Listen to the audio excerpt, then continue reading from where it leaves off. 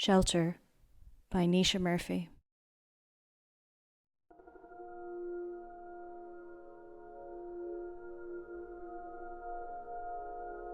Just before we closed for COVID, I remember a young woman saying, "I feel more at home here than I do in my own home." It was run down. We were running it down faster. It was home from home, really. I mean, if you go into Houseman's, I felt, oh, this is a place I can feel at home because my dad helps here. I sort of feel at home there, even without knowing all the other people in the other rooms. It sort of feels like... I had a second home in London, and like a literal home, where I actually had boxes of literature that were stored on the shelves in Houseman's basement. And it always felt very warm and very different to the world outside. So it was like a microclimate for us. You know, switchboard was there all the time. So there was always somebody there. And I can remember on the Christmas of '76, coming back from some political event, I think. And I was coming back with Phil and with another friend. We're at the bottom of York Way, and there was a woman who was probably on drugs, who couldn't actually kind of stand up, and the two guys were trying to attack her. Well, that's King's Cross for you, isn't it? And we intervened. These guys, that's right, they'd gone across the road and they'd picked up some sticks or something, and they came tearing across the road towards the three of us.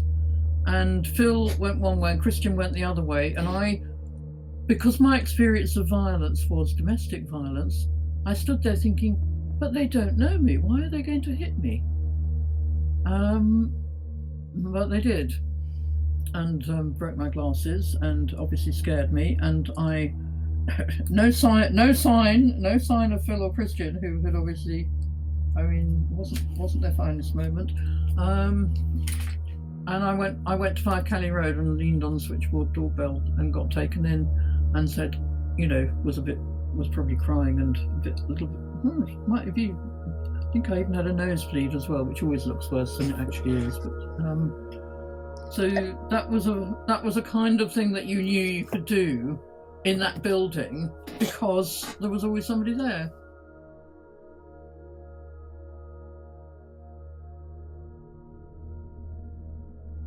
We didn't actually call it Houseman's unless we were talking to another volunteer on that, because of course switchboards where we were based was kept confidential because of fear of attack. Lesbian and gay buildings and organisations at that time were vulnerable to certain organisations, right-wing ones like the National Front or Combat 18, wanting to beat up or abuse volunteers. So it was necessary for switchboard's address to be confidential. So we wouldn't say Houseman's, we would say, I'll meet you at the place.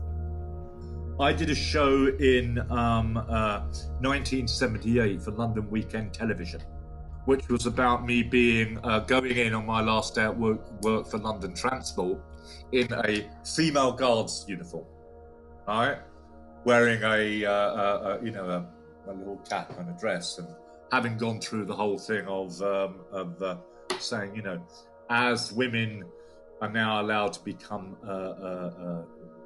train guards, which they weren't allowed to do until the Equalities Act of 1976. I applied to be able to wear all the uniform appropriate to my grade. And it started as a bit of a joke. But went through the whole thing for 2 years and got my union to support me, because they, to a certain extent, thought it was a bit of a joke. But, you know, but there was a serious thing about it. You know, why was it all right for women to wear slacks or caps or little, you know, side berets, but not all right for men? I think that one of the things that I do remember, it was just drummed into us that we didn't tell anybody switchboard was in the building. As a result of that, I ended up on a Thames News at 6 that evening, and in complete costume.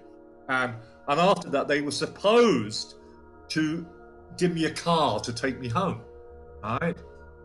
And I hadn't, been. I didn't come out with another change of clothes, I just ended up there, And at 7 o'clock in 7:30, or 7:30-ish, this car did not arrive. The driver decided that, he wasn't going to take this fucking puff all the way home to Brixton. And, with my few pennies that I had, and I thought, I'm not doing the fucking tube, and I didn't have much money on me anyway. I think it's difficult for people now to realise the threat that lesbian and gay organisations were under at that time. Because when we were leaving after a shift at Houseman's, we would come down to the front, to the door, which was at the side, and we would have a little hole in the paper that covered it, and we would look through that to see if there was anyone waiting for us outside, because we'd had volunteers beaten up before, and some quite badly. So of a necessity, we had to be really careful leaving and entering the building.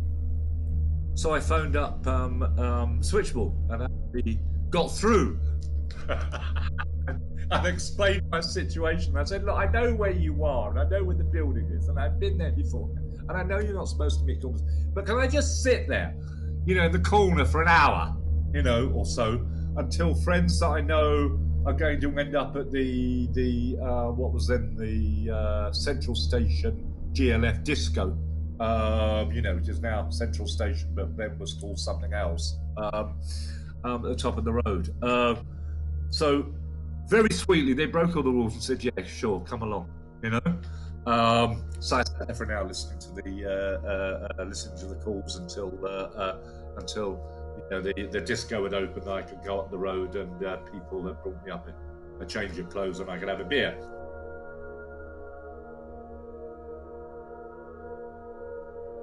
And there was a big anti-fascist demonstration in Hyde Park. And so Pat Arrowsmith turned up, who walked out of the open prison. And so she got permission to speak, and up she got, and she made a rousing speech. And then she looked round. She wasn't arrested. She was expected, of course, to be arrested immediately, but wasn't. And so she came down and she was, well, what should we do now? And so the lesbian and gay part of the crowd said, right, well, come with us then. And she said, I can't remember if I said or she said, about trying to get sanctuary at National Council for Civil Liberties. And so anyhow, we all got on the train, and this was about maybe 9, 12 of us, something like that, a mixture of women and men. And so I went up to the front door, and it opened, and there was Henry Hodge, who was the chair of the executive committee, and he just said to me, "You're not bringing Pat in here, Nettie." Just exactly like that. And he shut the door, so, what are we going to do? And we were chatting to the guy behind the counter, and Phil was saying something like, "Oh yeah, I live around the corner in Wicklow Street." And at that time, the guy behind the counter was signalling to Phil to say, "No, don't say any more. Keep quiet."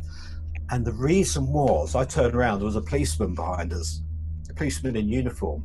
So the guy behind the counter was obviously concerned that Phil the punk, a friend of mine, was going to say where they were, and this would be further information that the policeman might take back to his police station, write down, there's a punk squat at number 36 or whatever it was, and therefore I think we can go and raid that for drugs or something. And then I think it was Pat said, well, why don't we go to Houseman's and go to Police News? So off we went to Houseman's, who of course were delighted to see us all. And we went up the back stairs, not the front door of the shop, but the other entrance. And we walked all the way up to the very top floor. I think it's a 3-story building, isn't it? But anyhow, the very top, and a big room there that was sort of fairly empty. And we thought, right, what are we going to do now? Because she still hadn't been arrested, so we thought, I know what we'll do. We'll ring the Daily Telegraph. So we rang the Daily Telegraph and said there's a fugitive at Harrison's Bookshop, 5 Caledonian Road. And so eventually up turned the Daily Telegraph and had to talk to us and took photographs. And there's a photograph of us all on Sundays, on the front page of Sunday's Telegraph that week. And in no time, the police turned up. And there were police coming in their blue gloves, because of course we all had AIDS, and that immediately getting to somebody immediately phoning switchboard and saying, "Oh, the police are right. They can't even wear matching shoes and gloves, darling." So we started sort of chanting and making speeches, and then they tried to get Pat, who sat on the floor or lay on the floor, and what we did was to hold on to her, hold on to a leg, hold on to an arm, just hold on to her, several of us. And so the police were sort of dragging us off her. And the moment that they dragged one of us off, another person stepped up and got hold of her. And so we had this tussle for quite a long time. I mean, we knew we weren't going to win. We were making a point. We were making a demonstration. And so eventually they managed to get her. Of course, she refused to walk down, so they had to carry her down all 3 flights of stairs, which is quite amusing in a way.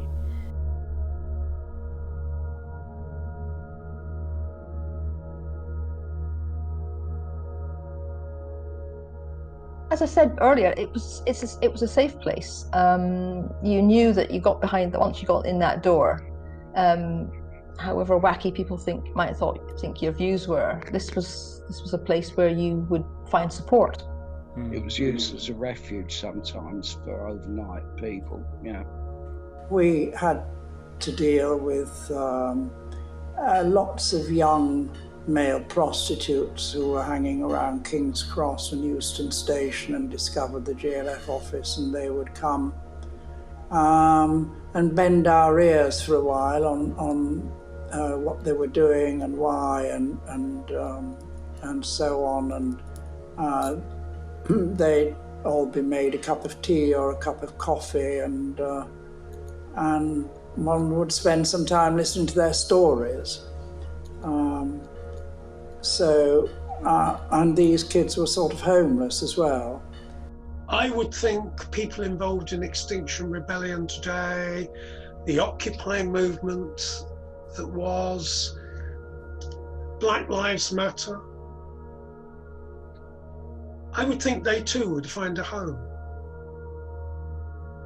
They would find a place where they could go and they know that they would be safe there. Houseman's was always a safe place. It was a safe place for women who'd been attacked. It was a safe place for gay men or lesbians who had faced maybe being attacked on the street and could head for that place. Do you know how important that is? Or for somebody who is seeking asylum and has just seen the van going along on the street saying, "We're out to get you." Well, a place like that bookshop is a sanctuary. Sometimes having a physical space is really, really, really important, and it's only when you actually have a physical space, and that can be like a small piece of land, it can be a peace camp, it could be 5 Cully Road, it doesn't matter what it is, but if you have a space and you can hold that space, then you can make things happen. If you don't have any space, like literally physical space, it's actually very difficult to organize things, to create strong movements. You do actually need space, so if you've got space, keep hold of it.